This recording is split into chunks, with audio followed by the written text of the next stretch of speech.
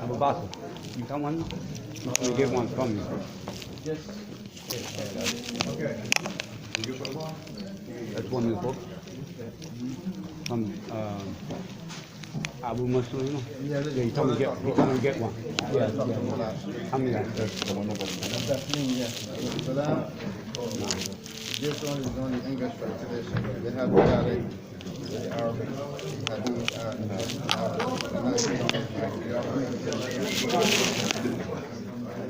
طيب. Take it from him. أعوذ بالله من الشيطان الرجيم. بسم الله الرحمن الرحيم.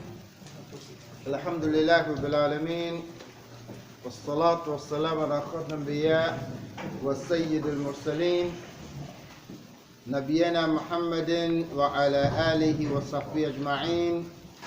اللهم لا علم لنا إلا ما علمتنا إنك أنت العليم الحكيم وتب علينا يا مولانا إنك أنت التواب الرحيم. رب اشرح لي صدري ويسر لي أمري واحلل عقدة من لساني يفقهوا قولي وبعد. Alhamdulillah, we give thanks and praise to Allah subhanahu wa ta'ala for bringing us together once again to sit and reflect on His words. And Allah, Rasulullah sallallahu alaihi wasallam inform us that indeed such gatherings are blessed gatherings, and so we give thanks to Allah that we are part of this gathering, because Rasulullah says that the angels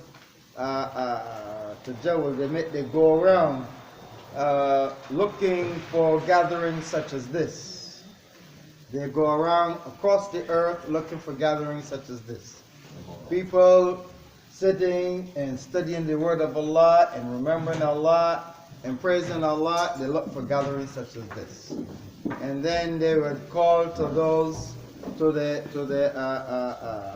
other angels and says, Alumma, come, this is what we've been looking for. And they will come and they will gather around and surround the gathering all around until they go up to the skies. And then Allah subhanahu wa ta'ala will mention this gathering. And so Rasulullah tells us such a gathering such as this, and I like to remind the brothers from time to time so that we know the importance and the blessings of such a gathering.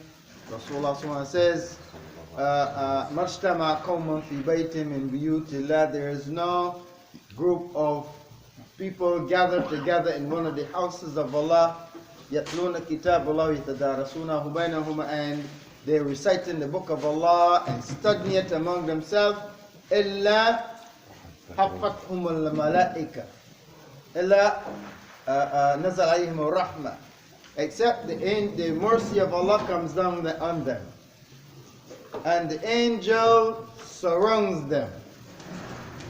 وَغَشِيهُمُ اللَّهُ وَذَكَرَهُمُ اللَّهُ فِي مَنْ عِنْدَهُ, and Allah subhanahu wa ta'ala mentioned them, and in one hadith said Ubahiya bihim. Allah subhanahu wa ta'ala proudly presents them before the angel, the heavenly host, about this gathering of believers. And anyone who comes intentionally to gathering, he get reward. And anyone who just happened to be here for some other reason also gets the benefit of being here.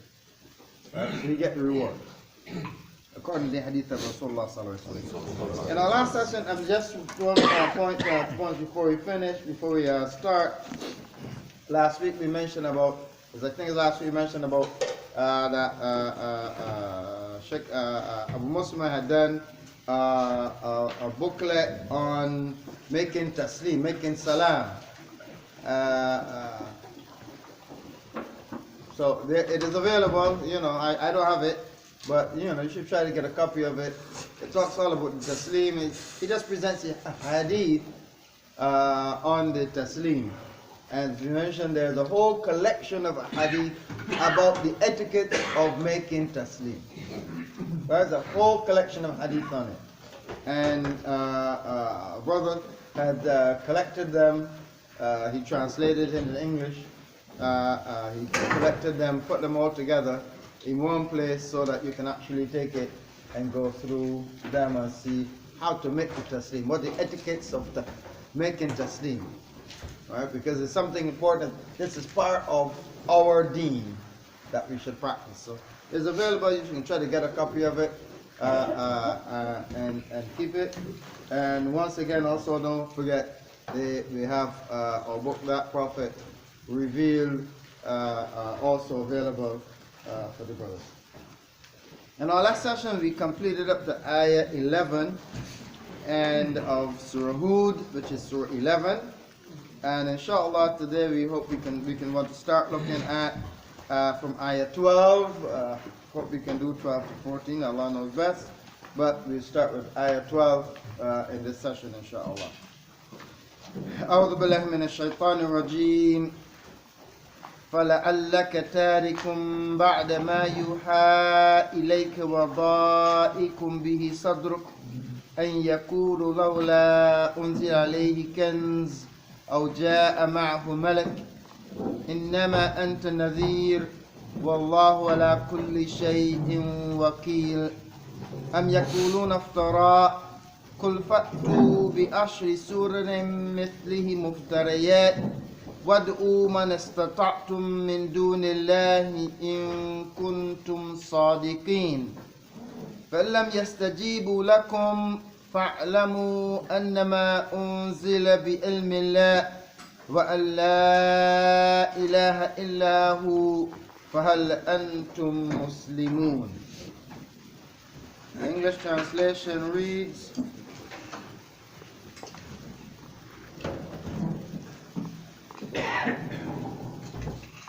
and perchance you, Muhammad, may give up a part of what is revealed unto you, and that your breast feels straitened for it, because they say, why has not a treasure been sent down unto him, or an angel has come with him? But you are only a warner, and Allah is a wakil over all things. Or do they say, he has forged it? Say, bring you then 10 forged surahs like unto it, and call upon whomsoever you can, other than Allah, if you speak the truth. And if then they answer you not, know then that it is sent down with the knowledge of Allah, and that there is no deity or none worthy to be worshipped but He. Will you then be Muslims?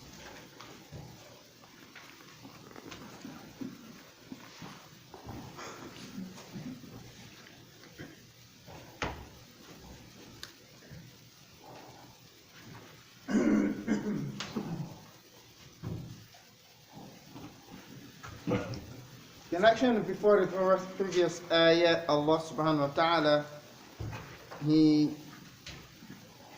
discusses the situation of the people and their response, and what kind of situations, mentioning the negative qualities and stuff, and the hastiness, and what was their situation. And here in this particular passage that we're looking at today, Allah subhanahu wa ta'ala, He addressed the Prophet sallallahu alaihi wasallam directly. He addressed him over his reaction to the taunting of these detractors, the Quraysh. He addressed him directly over the taunting of the Quraysh, his detractors.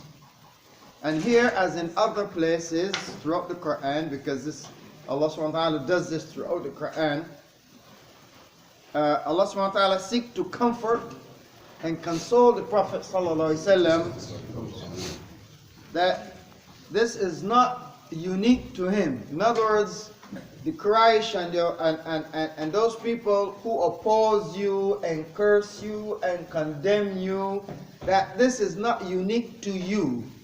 For all the messengers, your brothers, the messengers who has gone before, they had it from their people. They had it from their people. So it is not unique to you. So don't take it personal, because it is not unique to you. This is the case with all the previous prophets. It has happened to them. So it is not about you. So don't take it personal and take it so hard. It is about the message. It is not about you personally, like it was not about them. It is about the message. Such people do not like the message. They are averse to the message, not averse to you. They are averse to the message. So do not take it personal.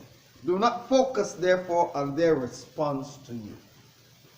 Don't focus on their response, how they respond to you. Don't focus on this. Focus instead on conveying the message in the best manner to them. Focus on the conveyance of the message, because that is what you're responsible for. You're not responsible for their response. You're not accountable for their response. What you are accountable for is conveying the message in the best possible manner. That's what you are responsible for. So do not focus on their response, because it will depress you, and so it will cause you hurt. It will cause you. So don't focus on that, because it is not about you. It is about the message. So leave their response to Allah. Leave their response. You focus on conveying the message, and leave their response to Allah subhanahu wa ta'ala, because Allah subhanahu wa ta'ala is in control of all affairs. He's the one who's going to call to account. He's the one who will call to account. So only focus on what is your message. فَلَعَلَّكَ تَارِكٌ بَعْدُ مَا يُوحَى إِلَيْكَ. And perhaps, or perchance, you would leave out something that is revealed to you. وَضَائِكٌ بِهِ صَدْرُكَ. And your heart or your chest becomes, and you become distressed. You become distressed because of what they say to you. And you become distressed. Here, Rasulullah, Allah subhanahu wa ta'ala is not affirming that the Prophet sallallahu alaihi wasallam will give up any portion of the message, or will not convey the message fully. But Allah subhanahu wa ta'ala is supporting him and let him know, don't even consider that. Don't even let that be a consideration that you should stop saying something because they don't like what you say. Right? You convey exactly what's been given to you. Don't worry. And in one ayah of the Qur'an, Allah SWT says, Ya ayyuha Rasul, O Messenger, balligh ma unzila ilayka min rabbik. O Messenger, convey convey all what has been revealed to you from your Lord. Convey all. Say everything to them. Convey whatever has been revealed to you from your Lord. balligh ma unzila ilayka min rabbik. And don't worry about anything. Convey the message what has been revealed to you. Right? Wallahu ya'simukum minan nas. Allah will take care of you and safeguard you against the plots and plans of the people. Whatever they plot against you, Allah can safeguard you. Don't worry about that. So don't worry about their response. Don't worry about what they try to do. Don't worry about Allah subhanahu wa ta'ala has got your back. You just convey the message. Right? And so this is where this is this statement is not a statement affirming that Rasulullah is gonna neglect anything, but that consideration should even come to him. That consideration should not even cross his mind. That you just convey. And this was the situation with the Quraysh, because the Quraysh, they were totally opposed. If you look, we have to take this in the context of the circumstances of Rasulullah sallallahu alaihi wasallam. That is the context in which we have to take this statement. That here Rasulullah sallallahu alaihi wasallam, he conveyed the message to the people, and their response, immediate response, is a response of vehemence. A response of vehemence. When Rasulullah sallallahu alaihi wasallam, Allah subhanahu wa ta'ala instruct the Prophet sallallahu alaihi wasallam, you know, وَأَنذِرْ أَشِرَكَ الْمُقْرَبِينَ, give the warning to your relatives, يَا أَيُّ مُدَّثِّرْ قُمْ فَأَنذِرْ, you know, oh you wrapped up, rise and warn, give the message. When Allah directed the Prophet to the public da'wah, because the first stage of the Prophet message was private. The first stage of the da'wah was private. Rasulullah only spoke to those people who were close to him, who he knows, those in his household, those who were close to him, like Abu Bakr and people like that. It was private. So his first message, the first stage of the message was private. It was secret. It was private. And then after a period of time, Allah subhanahu wa ta'ala says, okay, it's now time to go and spread the message. Ya ayyuhal mudaththir, kum fa'anzir. It's time now to go and spread the message. And when this order came, Rasulullah sallallahu alaihi wasallam went to the place in Mecca, in the city of Mecca, where all public announcements was made. They call Al-Batha. That place was called Al-Batha. This is where everybody would go to that place, and make the public announcements about anything. So anybody went to Batha and called to the people, everybody would gather. Because it's something important that is being announced. So Rasulullah went to Al-Batha, and Ya Ma'shar Quraysh, all people of Quraysh, or gathering of Quraysh, come together. And they all gather, everybody, and who it is? It is Al-Amin. It is Al-Amin. So everybody knows it must be something important, very important. So who couldn't come, even send a representative to come and listen to the Prophet ﷺ. What did he have to say? And Rasulullah ﷺ, first of all, confirmed his veracity with them. He confirmed or made them affirm his veracity. First thing Rasulullah did, he made them affirm his veracity. Made them affirm that he is indeed a truthful person. He said, if I told you that there was an army a few days away coming behind these mountains to attack Mecca, will you believe me? And they said, why should we not? Because we never know that you tell any lie. We know you are a truthful person, so of course we'll believe you. Of course we would believe you. And whilst they affirmed the veracity of the Prophet ﷺ, he says, for verily I declare to you that I am a warner, nadirun, a warner coming before the great hour. And he declared his message, his messengership at that point. Abu Lahab, who was his uncle, right? And one of the leaders of the Quraysh, immediately got up and says, Alihada jama'tana tabban lak. He says, is this who you call us for? May you be destroyed. May you be destroyed. This what you call us for? May you be destroyed.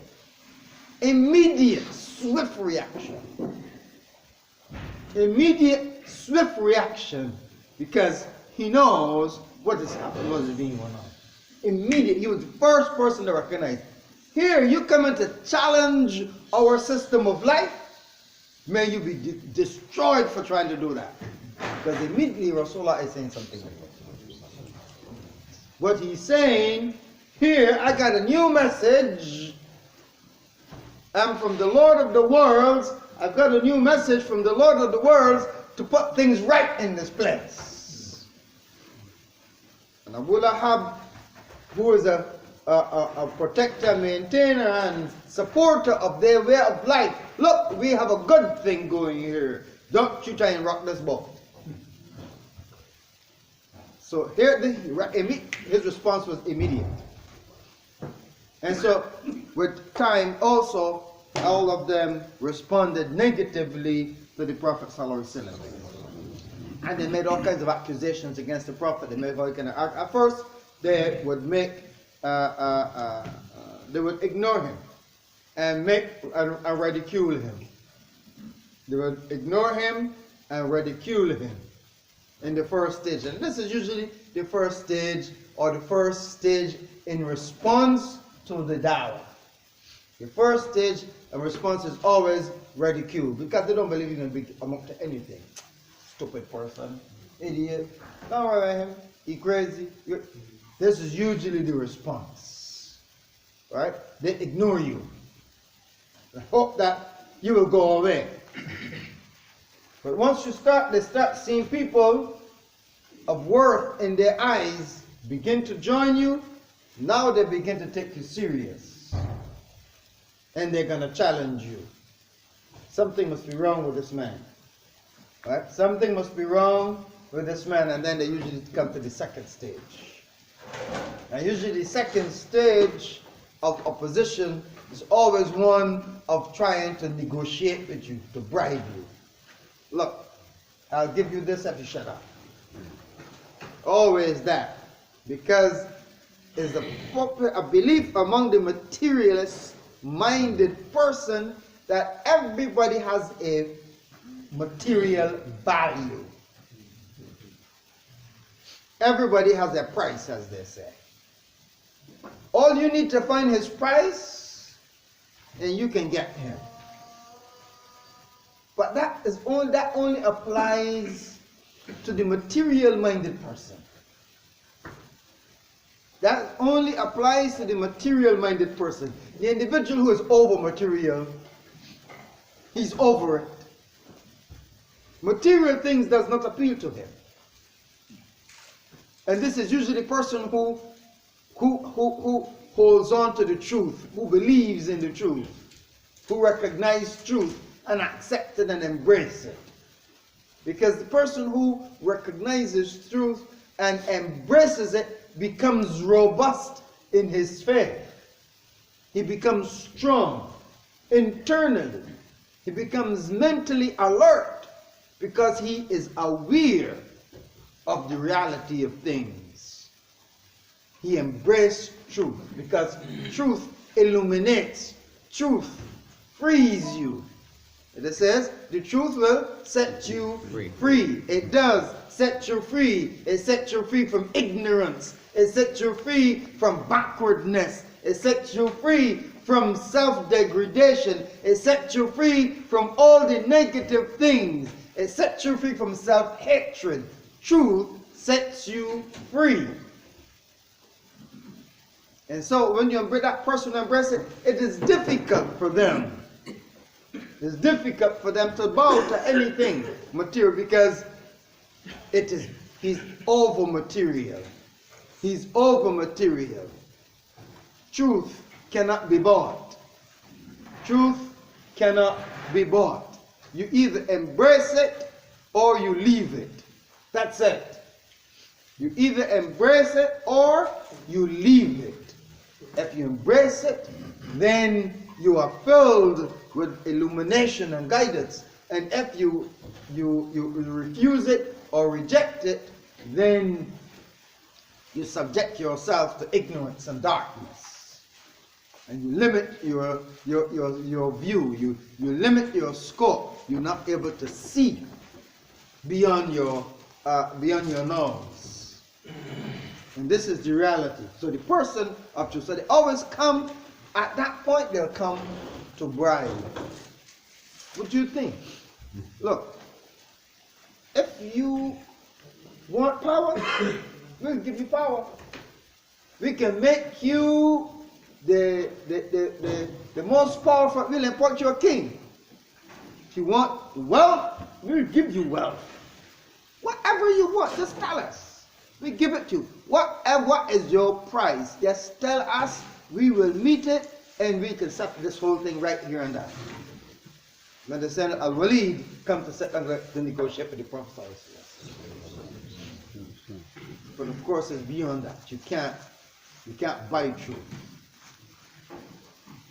And always the person who embraces truth and you can't purchase them, now he is a stumbling block because you can't move him. He becomes a stumbling block.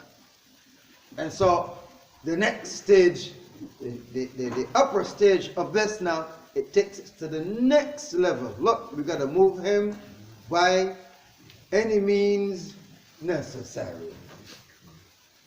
We got to take him out by any means necessary. They take you to the next level. And that is the situation with this. And so they would throw all kinds of things at the Prophet ﷺ. Allah tells in Surah 25, Ayah 7, and He says, وَقَالُوا مَا هَذَا الرَّسُولُ يَأْكُلُ الطَّعَامِ وَيَمْشِي فِي الْأَسْوَاقِ. What kind of messenger is this? What kind of messenger of this? He eats food and he walks about in the marketplace. And the Prophet tells you to do business. He's going to do, walk about in the marketplace about his business. لولا أنزل إليه ملك فيكون معه نذيرا. How come an angel don't come down and be a co-warner with him to support him and show like he's indeed who he says he is? How come an angel don't come and join him? How come he doesn't have an angel with him? أو يوقع إليه كنز, or some great wealth be given to him. Some great wealth be given to him, because all the people that we look up to are great people. They got wealth. They got wealth because people take the materialist, the materially minded person, think of wealth as so great. So the person is elevated because of his wealth. So people call them, the people who got a lot of wealth, they call them barons and all the other stuff. They use big words for them. Right? They call them big words because they have wealth. So it's all about what they have, not who they are. So they can be the most despicable person. So the person who makes his who becomes wealthy off of poisoning people with drugs, they call him a drug baron and a drug lord. Because of lords and barons. Despite their despicable behavior. Because it is despicable behavior when you try to poison people, get rich off of poisoning people. Because that's what it does. It poisons people and destroys families. It destroys human life. And you get rich off of destroying human beings like yourself. And because you get wealthy in it, you call him a baron and a lord. Because this is big in their eyes. It doesn't mean nothing. It's zero. It means nothing. So this is, how come he don't have a great treasury? How come he doesn't have a great treasury if he's a messenger? أو يكون له جنة يأكل منها.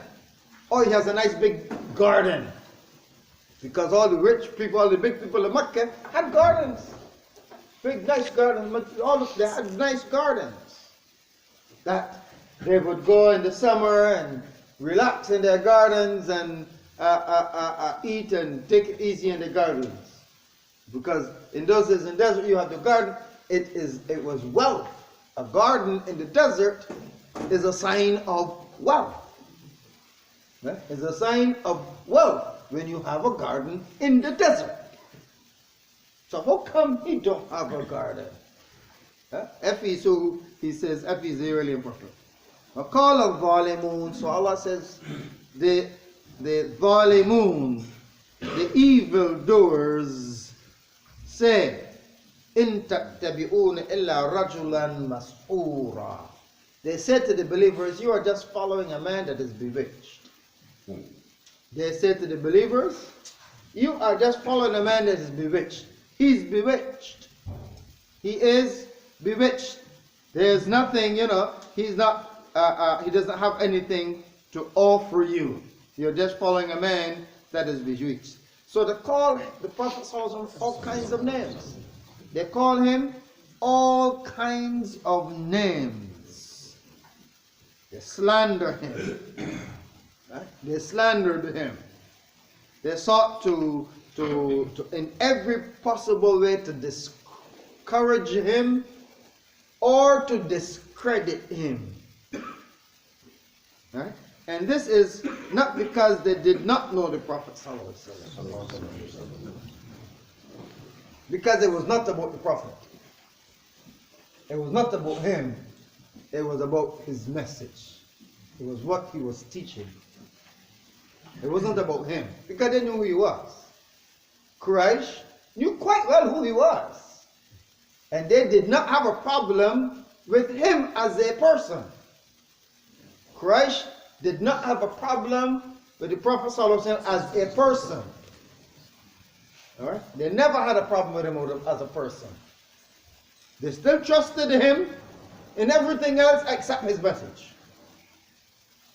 So that those people who had valuables and they live in the city, their normal practice would be they give it to a trustworthy person to hold their valuables for them when they come back. Because if they don't give it to, they didn't give it to just any Tom, Dick, and Harry. Because otherwise, when they come back, it disappears.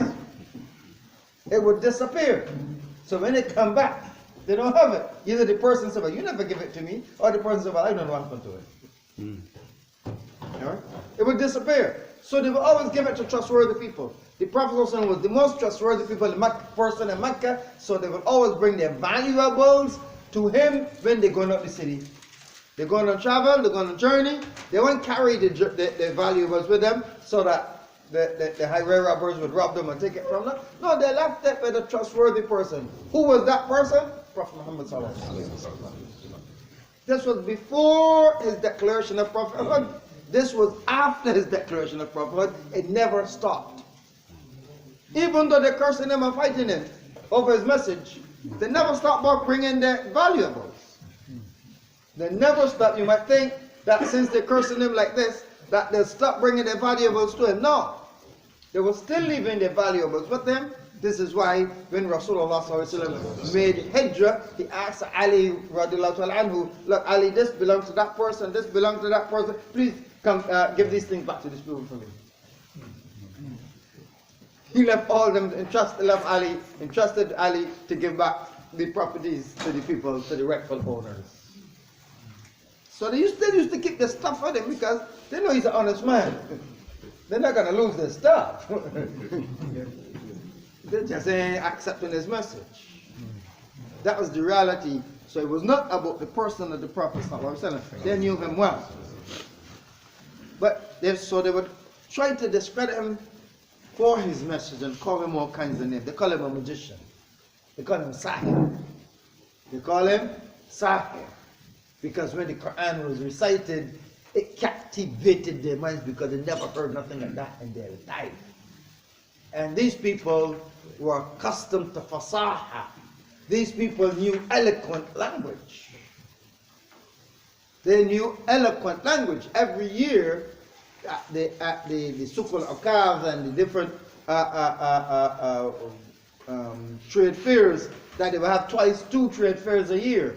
And they would have the poets, the best poets from around the whole country would come together and vie with each other.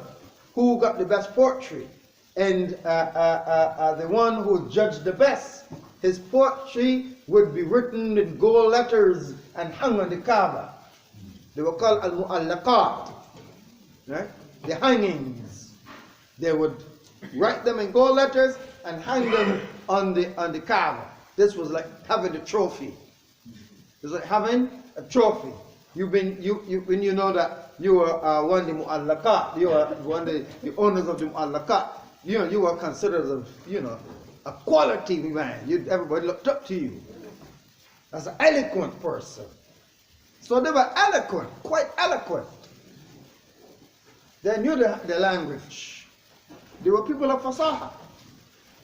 So when the Qur'an came, wherever the Prophet ﷺ recited the Qur'an, it captivated them. It captivated them because it went beyond the level of fasaha that they were accustomed to. It went beyond the level of fasaha, of eloquence that they were accustomed to. It captivated them. And then, so the story that they used to meet each other on the night, butt heads in the night, in the darkness of the night, just trying to listen to the Qur'an. And so they says, this is like this because he's a sahir. He's a magician. That's why his words captivate us like this. That's the explanation. Right? Why they were captivated by it. And they could not help themselves listening to it. Right? But they refuse to recognize that is the truth. They refuse to accept it as the truth. Because if you accepted the truth, then you have to accept it. You have to accept it. This is why, for instance, the Orientalists and all those people that oppose Islam, and they study it, and they study Qur'an and Arabic and everything, and they know it. They know it. But they refuse, they acknowledge that this Qur'an is the book that the Prophet Muhammad ﷺ says that he got from Allah. And so they refer to it, they acknowledge this is the words of the Prophet Muhammad ﷺ. So all of them, they're in agreement that what we have of the Qur'an, that this actually is the words that the Prophet spoke. None of them disputes that this is the words that the Prophet said. The Qur'an. None of them dispute it. And so for that, we know for sure that the Qur'an is authentic. What we have in our hands of the Musaf of the Qur'an, that is authentic because all of them agree that is authentic. This is what he says. Where the dispute says, we believe it is his words. He didn't get it from God. That's where they go. That we don't believe it came from God. It is his. He's the one who made it up. That's the same argument that the Christians would make. He made it up. Alright? So the authenticity stopped there. And so that's good enough for us. Because we know this, when you read these words, you know that it could not come from a human being. Right? But we know that they admit it's authentic.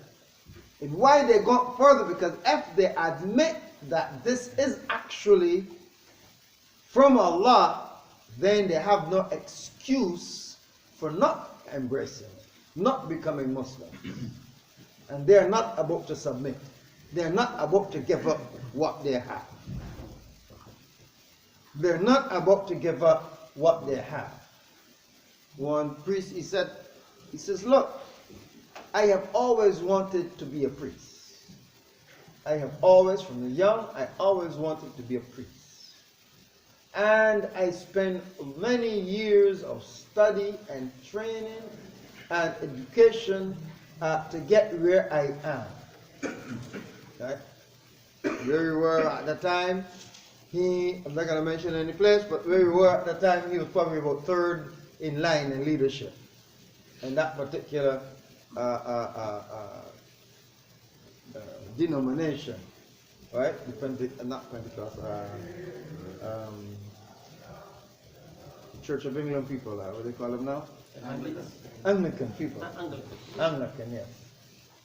He was about third in line in that area. And they had a discussion, a serious discussion with him. And he agreed, he says, yes, the Quran is true. And the Prophet Muhammad is prophet. We know that, we accept that. So he said, well, if you accept that, then why don't you just, no. He said, I can't do that. He said, I've always wanted to be a priest. And now I've worked so hard to achieve what I've achieved. I can't just give it up like that. I just can't give it up like that. I mean, because when he said, I'm giving up all that I've got, all that I've worked so hard to achieve, and become third in line, and I can't give it up. I can't do that. So he could not make that declaration that, Ashhadu an la ilaha, he can do it. Because he's feeling and lose. He would lose all that he had. So it's not basically that they do not know or recognize truth. The reality is that they don't want to embrace it because they know what it means. They know what it means. And so they would call him magician, they call him poet, they call him a fabricator. He make it up, bal-iftara, he make it up, They call him a madman, that he's majnoon, They call him all kinds of stuff, anything to discredit him. Anything to discredit him in the eyes of the masses. They did to the Prophet ﷺ. And so indeed, it did impact the Prophet sallallahu alaihi wasallam. Such, would impact the Prophet sallallahu alaihi wasallam. To the point Allah subhanahu wa ta'ala responded to him. Because he knows that he so much wanted them, he loved these people, he so much wanted them to be guided. He so much wanted them to be guided. If only they would accept the truth. So it did pain him. One, the rejection of the truth, and two, they seeking to discredit him. It did cause him to pain. Allah subhanahu wa ta'ala says, وَلَعَلَكَ بَاخِيٌ نَفْسَكَ عَلَىٰ آثَارِهِمْ إِن لَمْ يُؤْمِنُوا بِهَذَا الْحَدِيثِ أَسَفًا. When you then perhaps torment yourself to death out of grief and sorrow over them because they do not believe in this message. So indeed Rasulullah was saddened. Right? He was saddened by their response to the message and they're seeking to discredit him. He was saddened by this. Because the reality is that they knew him well enough. He understood they knew him well enough to know that he was not making up stories. They knew him well enough. And many times he responds with, I've stayed with you a period of time before this. You know me. You know me. I've lived among you for how many years? Before I declare my messengership, you all knew me. You knew who I am. Right? So why the hostile reaction? So it did impact him. Right? It did impact him. And Allah acknowledged this. In Surah 15, Ayah 97. In 99, Allah subhanahu wa ta'ala says, وَلَقَدْ نَعْلَمُ أَنَّكَ يَضِيقُ صَدْرُكَ بِمَا يَقُولُونَ. And indeed we know that your breast is straitened or constrained by what they say. By what they say. And they used to say make all kinds of charges to the Prophet ﷺ. They would make all kinds of charges to the Prophet ﷺ against him. And so Allah subhanahu wa ta'ala would encourage him on this. Allah subhanahu wa ta'ala says, we know that this is hard for you. And Allah subhanahu wa ta'ala gave him the advice. And this is advice for the Prophet and for everybody else who stand up and preach the truth. For everyone who stand up and preach the truth. Allah says, فَسَبِّحْ بِحَمْدِ رَبِّكَ فَسَبِّحْ بِحَمْدِ رَبِّكَ. So glorify the praises of your Lord. Glorify the praises of your Lord. وَكُمْ مَعَ السَّاجِدِينَ. And remain with those who prostrate themselves before him. We have those who prostrate themselves before him. وَأَعْبُدُ رَبَّكَ. And persist in worshiping your Lord حَتَّى يَأْتِيَكَ الْيَقِينَ. Until the certainty of death reach you. In other words, don't give in, don't give up. So no matter what you face, and you give in the truth, if you truly believe the truth, and you firmly stand on the truth, know that you can receive opposition. People can be challenging you, because people don't like truth. Truth is too stark. Truth is too stark. Truth hurts. Truth is too stark. People don't want that stark, naked truth. They like you to embellish it some. They want you to clothe it up with some stuff. But once you start clothing it up and you start embellishing the truth, it ceases to be truth. Because the nature of the truth is that it's stark. It is naked. And if you embellish it in any way, it becomes falsehood, because a half-truth is falsehood. A half-truth is a lie. It's a whole truth or nothing. That's where it goes. The whole truth or nothing. So Allah subhanahu wa ta'ala, that's what Allah says, Udkhulu fi silmi kaffatan. Enter into this surrender and submission of Islam totally, unconditionally, unreservedly. Totally enter into it. وَلَا تَتَّبِعُوا خُطُوَاتِ الشَّيْطَانِ. Do not follow the footsteps of shaitan, because if you don't enter wholeheartedly, then automatically or by admission you're following the footsteps of shaitan, because shaitan knows Allah is Lord. He believes Allah is Lord. He knows it, but he refuses to submit. He refuses to submit. It's not that he don't know who Allah is. Shaitan knows who Allah is. And only when he in fear of being destroyed that he will back down. When he's feared of being destroyed. So Badr, and he saw Jibreel and Mikael coming down at the head of two armies. He says,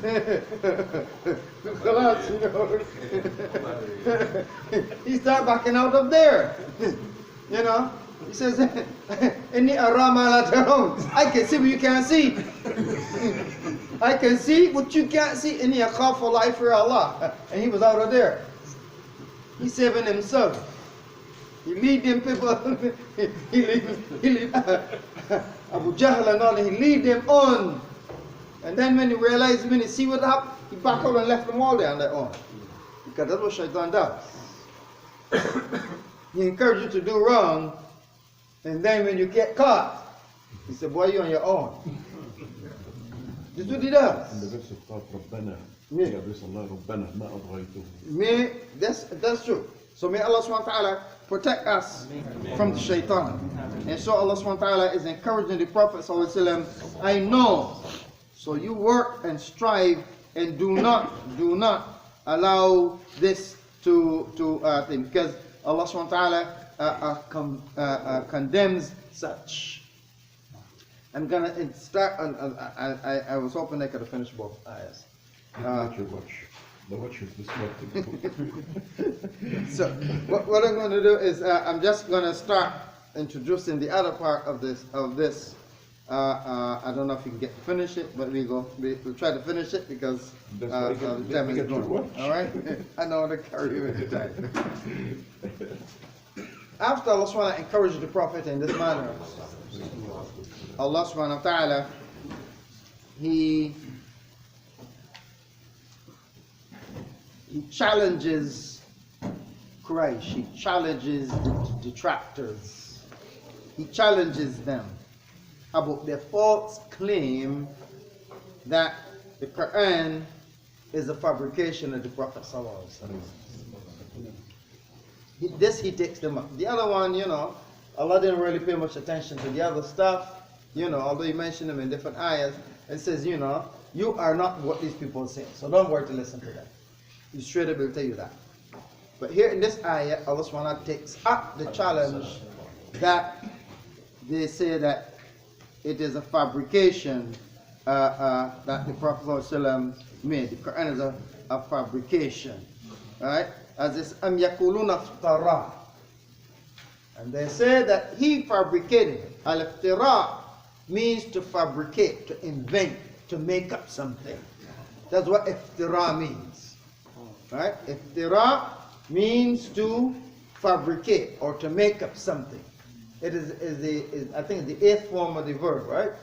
If you're looking at it, it can be the eighth form of the verb. Right, eighth form of the verb. You know, iftira. It means to make up something, right? To make something up, fabricate, to invent, right? And so, yakuluna iftara. So they say that he invented it, he made it up.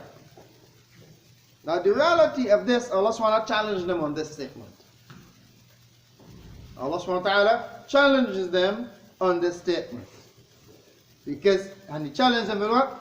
He challenges them with i'jaz of Qur'an, the inimitability of the Qur'an. The inimitability of the Qur'an. The inimitability of the Qur'an. The Qur'an is, they call it i'jaz. Right? I'jaz al-Quran. i'jaz. It is inimitable. You cannot imitate it. It is inimitable. You cannot change it. You cannot imitate. You can't imitate the Qur'an. The Qur'an, so they adjust the Qur'an. So Allah challenge them with adjust the Qur'an. Because the reality is, anything that a person can invent or produce, anything that a human being can invent or produce from his mind, anything, no matter what it is, it can be replicated and even improved upon. Anything, no matter what it is, anything that a person make, right, or invent, or come up with, that can be replicated. It can be replicated. You can reproduce it. It can be replicated by someone else and even improved upon. The proof of that, I mean, look at the car industry, the automotive industry, right? Look at the automotive industry. America led in the automotive industry because you know that the German engineering, you know, after World War II, they brought the German engineers here. So most of the German engineers and built up the whole steel industry here in this country. That's a fact of history. So they came up with the automobile. And so the automobile, you know, industry was advanced. They were the leading country in automobile production. The Japanese, who started how many years after them? Because you know what happened to the Japanese, right? After World War II, what happened to them? Right? They burned the whole city down. They burned the whole Tokyo down. Yeah, nothing. So the Japanese started developing a motor. The first motor developed a motorcycle. The motor of a motorcycle. And boats and stuff. So they were experts till they became experts at developing motorcycle engines. But they did not know to develop a car engine. So that you find that the early Japanese vehicles ran on motorcycle engines. They ran on motorcycle engines. And then the Japanese borrowed the American technology for cars. They borrowed the American technology for cars. And then they began to outstrip them. They not only perfected it, improved on it, but they perfected to the point that they began to outstrip the American car industry, and so that's why they had this whole story of Toyota, and they had to beat them down and stuff to pull the industry back up a bit. All right, we know this story. All right, I'm not going to that. But the reality is that look at the Japanese car. They borrowed from American technology, and look, and they not only perfected it, they improved on it, and they make it like that. They can do, and this can be with anything that the human mind can produce and develop. It can be replicated or improved upon by someone else. This is why you find there are patents and copyrights and all this stuff to make sure that people don't steal your stuff and run with it. Right? So that's why with the pharmaceutical industry, when they come up with a new drug, they put a patent on it. Right? This is mine. And they have, nobody can touch this, nobody can replicate this. Right? Nobody can replicate this under 10 years or 15 years or 20 years. And the people will give authority to it because they do not want them to come and make more money than that. Because they can take it, put it in a lab, break it down, see what it's made of, and they can produce it, and they can put their own name from it, my name on it. All right? So they can't reproduce it. So they put patents. That's why patents are there. This is why copyrights are there for you know, intellectual property. Because somebody can take it, replicate it, and even improve on it and make it better than what you did, and that are using your idea to make more money than you. And so this is why they have it, because this can be done. And this is an everything. So if the Quran is a fabrication, is an invention of the mind of Muhammad sallallahu alaihi wasallam, then what makes it different from anything else? It should be able easily to be replicated and even improved upon, like everything else. This is logical. This is not a lot to ask. Right? And so this is reality.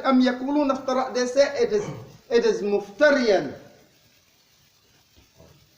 This was fabricated. This is, you know, George Sale, one of the Orientalists. Right? One of the Orientalists. George Sale, I think it's British. Mm-hmm. George Sale, when he translates the Quran, his translation is horrible. Mm-hmm. But George Sale, his translation, when he translated, you know, when he translate, he called it Table Talk of Muhammad.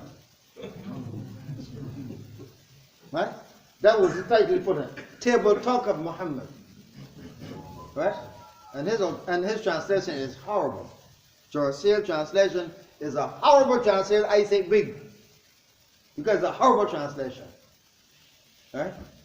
Like Mahmoud Pickthall, you know, another British Orientalist who eventually became Muslim. Right? Mahmoud Pickthall, he was Orientalist, and he actually became Muslim. All right, that is a better translation. That's an excellent translation compared to George Sale. Right? Compared to George Sale. I read both of them, so I know I can vote for one over the other. All right. So this you could then be able to do it. And the Arabs of the time taking it in the context of its time. Taken in the context of its time, the Arabs, as I said, were people of fasaha. They were people they prided themselves on eloquent speech. That's the word, we call it Arab.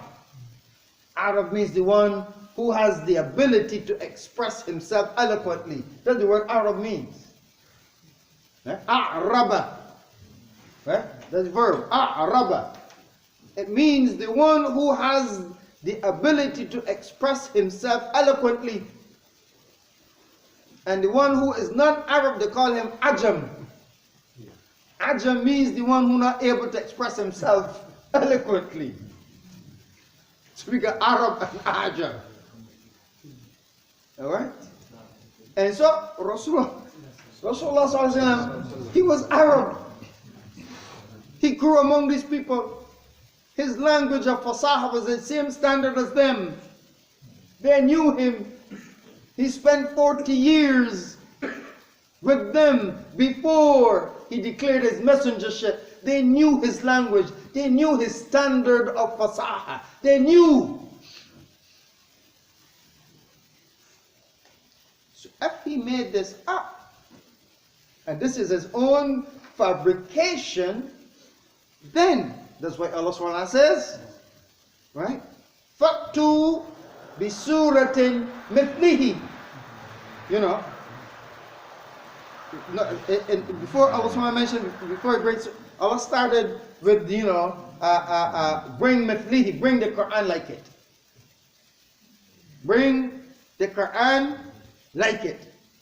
Of course, that is an impossible task to replicate the Quran. You cannot replicate the Quran. Allah SWT says, bring. What? وَهَذَا الْقُرْآنِ And yuftara min dunillah, it's not possible that this Qur'an could have been invented or fabricated without Allah. ما كان هذا القرآن أن يفترى من دون الله. It's not possible that this Quran could have been made up, could have been invented without Allah. He made it very clear. Allah made that statement. It's not possible. Allah subhanahu wa ta'ala says, إِنَّ اجْتَمَعَ الْإِنسُ وَالْجِنُّ. If the jinn and mankind gathered together and يَأْتِي بِمِثْلِ هَذَا الْقُرْآنِ, to produce the likeness of this Quran, لا يأتون به, they will never be able to do so. لو كان بعضهم لبعض ظهيرا, even though they were collaborating together. So if all the jinn and all the human beings got together and decided they're going to collaborate together to produce the likeness of the Quran, Allah said they can't even do it. They can't do it. This Quran is inimitable. Right? You cannot reproduce it. This Quran, inimitable, this Quran, it cannot be reproduced. It cannot be replicated by anyone. But you say it is, okay. Produce ashri surah muftariyat. Right? Allah says, "Qul fa'tu bi ashri surin muftariyat mithlihi muftariyat." If that's your argument, then produce 10 surahs, right? Then produce 10 surahs like it that has been fabricated, that has been made up by you. So you can't do the whole Quran. At least just do 10 surahs. Just do 10. What uman istata'tum min dunillah, and you can call upon anyone you choose besides Allah to help you do so. Call on anybody to help you choose, to help you fix it, and to bear witness that you have done it. Anybody besides Allah. And this will all in kuntum sadiqeen. If indeed what you're saying is true. If indeed what you're saying is true, that this Quran is manufactured by the Prophet ﷺ, you produce 10 surahs then. Right? And Allah subhanahu wa ta'ala, after, of course, you're not able to do 10 surahs. Allah subhanahu wa ta'ala says, "Fatu bi suratin mithlihi." Then bring only one. Knows the Quran? Start from Allah. Reproduce the Quran. You can't produce it. Okay. Bring 10 surahs. You can't. Okay. Bring one surah. Fatu bi suratin mithlihi. Bring one surah like it that is made up. فَإِن لَمْ تَفْعَلُوا. And if you're not able to do so, وَلَن تَفْعَلُوا. And without a doubt, you'll never be able to do it. Not لَمْ تَفْعَلُوا, لَن تَفْعَلُوا. لَن. لَن is harf nafi. فَالْمُسْتَقْبَل. It is negation in the future, meaning never. Meaning never. Never will you be able to do so. You will not even be able to produce one surah. And it's not like if the Arabs then take up the challenge. Right? It's not like if they didn't take up the Arabs. There's some of them who were bold enough. Who were bold and said, "I could do that. I can do that." And if you read the histories of these ones who tried to do it, they became the laughing stock. They became the laughing stock of the people. And there were people known, those people were known to be baligh and fasih. They were eloquent speakers when they present their poetry. But once they tried to imitate the Quran, it became the laughing stock of the people. So, what is this? Al-filu mal-fil. One of them wrote, Al-filu mal-fil. The elephant. Oh, what is the elephant? Lahu khurtumun tawil. He got a long trunk. Well, laugh at them. They had one, and that's when start talking about the food. Yeah. That was during the time of Al-Walid ibn Abdullah ibn Al-Walid ibn Mughira ibn Hisham. He tried to make one talk about food. And people said, well, so maybe you could only talk about food. What's wrong with you? That's all you can talk about food. I mean, it's only put your belly you thinking about or what. They made mockery of them. Why? Because they cannot imitate it. They cannot come up with nothing at the standard of it. And these people were the ones who should have been able to do it because they were eloquent. They were on the standard of eloquence of the Prophet ﷺ. They were on the standard of eloquence of the Prophet ﷺ. So it tells you that this could not have been the words of the Prophet ﷺ. Because his contemporaries could not replicate it, not even a surah. His contemporaries. So it is highly unlikely or impossible for anybody to talk about doing it now. If his contemporaries were incapable of replicating it, then we got to take it for what it is.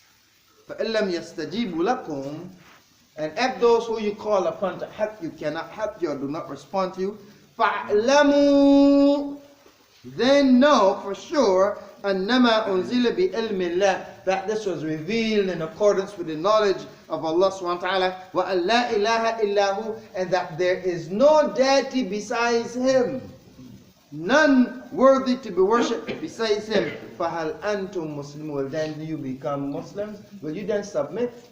Will you then surrender? Challenge. Allah subhanahu wa ta'ala put it back in their court. He put the ball now in their court. So anyone who condemns the Qur'an, anyone, and a lot of people that they run them out on the Qur'an, ignorant people, have no idea about the language of the Qur'an, have no idea, and they raise issues. Oh, the Qur'an company, it says this and it says that, and you go online, you see a lot of other people non-Muslim sites that was raise all kind of nonsensical arguments about the Qur'an. Nonsensical arguments about the Qur'an. And those people will not sit down in front of a Muslim scholar and raise those things because they know they will be humiliated. But they'll go online, hide.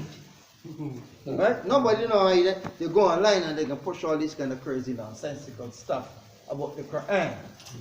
No, don't put it online. Come sit down in front of Muslim scholars. You put all your stuff together, come up with it together, and then you come sit, I want to sit down with all you Muslim scholars and debate this. Do that.